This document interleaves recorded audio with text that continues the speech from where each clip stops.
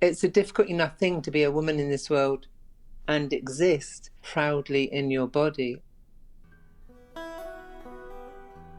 especially as being a trans woman. There's so many layers of shame and being born in the wrong body, this disassociation from the body and this rejection of the body. We're born into bodies that we're told we should feel shame about, that we should feel are never good enough and are never perfectly enough and never slim enough and never beautiful enough. And if I try to go on to, say, dating websites, that can be really exposing in relation to the fact that people completely pull apart me and sexuality and desirability because of HIV and because of my transness. That my body can't be a body that is HIV positive and is trans and is also sexy and sexual or desirable. It can't be those things.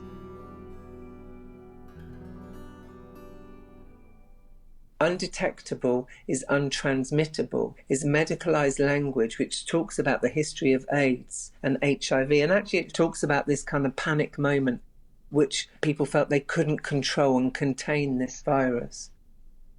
You know, if we make the virus in your bloodstream undetectable, then there's not enough of it to pass on.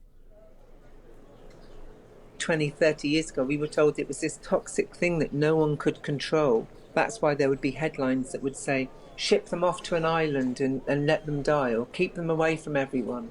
And don't have sex with them, stay away from them, watch the toothbrush and watch the cup that they drink out of.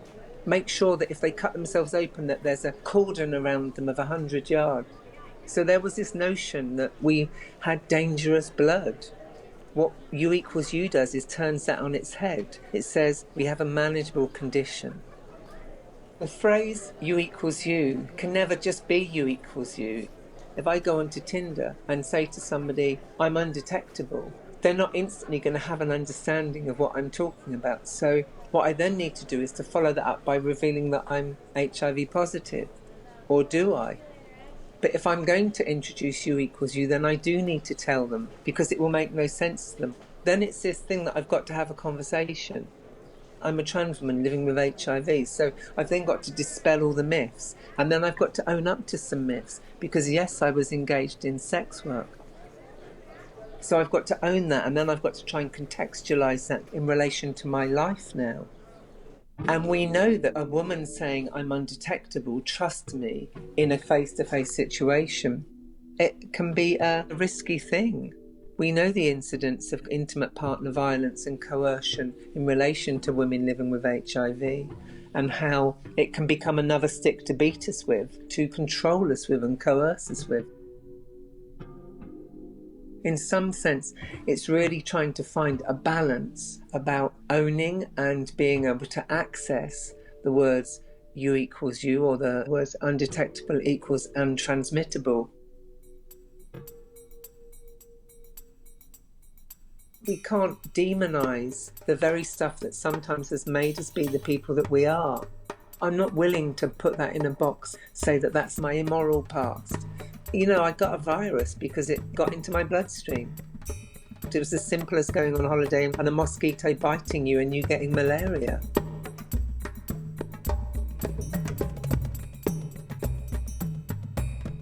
I didn't think that I was ever worthy of beauty. I didn't think that I would ever be capable of creating and owning beauty. If I go back 20 years, 25 years in my life, I was a sex worker, an HIV positive sex worker, an HIV positive trans sex worker, who people would look at on the street as if I was worthless. But I never really saw it like that. I just saw that I was doing what I needed to do to try and survive, but also to try and do good, to try and drag myself up continually. But like I always was on this quest to create beauty around me. So for me to actually have this space that I've owned and crafted, and it's just a tiny sliver of space in the middle of nowhere, but it's safety to me and it's security. It really is everything that I didn't think I could manifest, I've manifested. So often we're told that it will be a man or it will be another person that will complete us. And in a way, we are there very much to serve or service other people and to care for other people, to look after other people, to make sure in relation to sex somebody else is coming before you do. And I feel like it's probably one of the greatest feats of my life that I've got to a place where I recognize that my pleasure can be centered and it's important, it's valid. The history of HIV and AIDS has been the history of men and men's sexuality. You know, you can't escape the fact that men control the narratives, all narratives.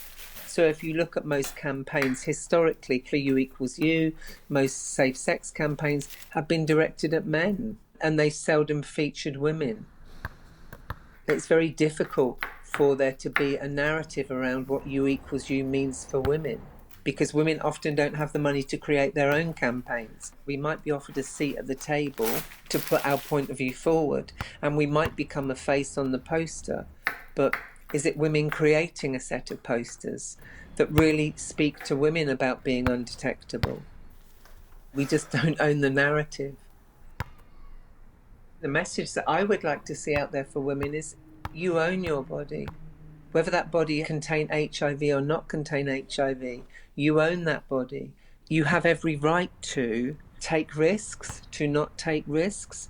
You know, you have every right to all the same stuff that everybody else has, that men have. What I would want women to know is, you know, as many words as they want to say are enough, or as much information as they want to give is enough. And you are fabulous.